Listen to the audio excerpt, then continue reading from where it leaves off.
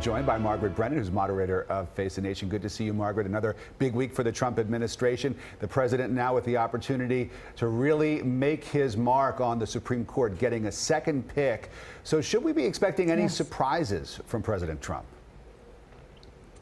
Well, it's a surprise that the president just told the press pool right now that he is looking at about 7 or so candidates, including 2 women.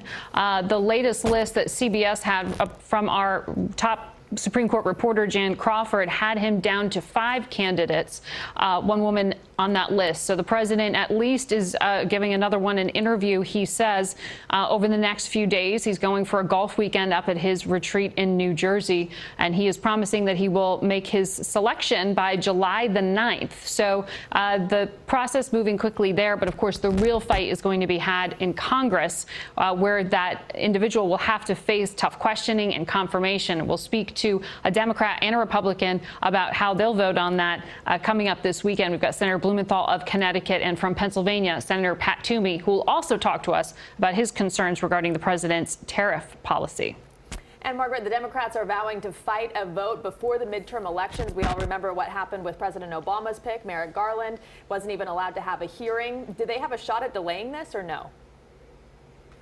Not on those grounds. Senate Majority Leader Mitch McConnell has said he sees a big difference between a presidential election year like 2016, when he held up that hearing, as you just explained, for President Obama's nominee, Merrick Garland, who ultimately never made it to the Supreme Court.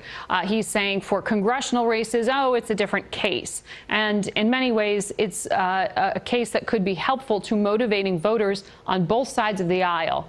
Get ready to hear a lot about the potential of culture war issues being relitigated. I'm talking, of course, about Roe v. Wade, abortion, something that a lot of Democrats will come out to vote on in November, and Republicans, some of whom are also critical of the president, may feel strongly about and choose to vote on in November. Now, we should make clear this case isn't coming up to be relitigated at the court, but it is something that motivates people to cast ballots, and that is why it's being talked about in the context of whether this court looks more conservative in its makeup after President Trump makes a selection. Margaret Brennan, live for us in Washington. Margaret, thank you so much.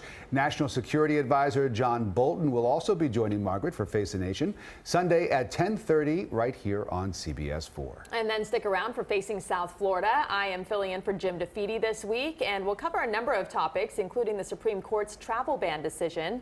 That's Sunday at 11:30, only right here on CBS 4.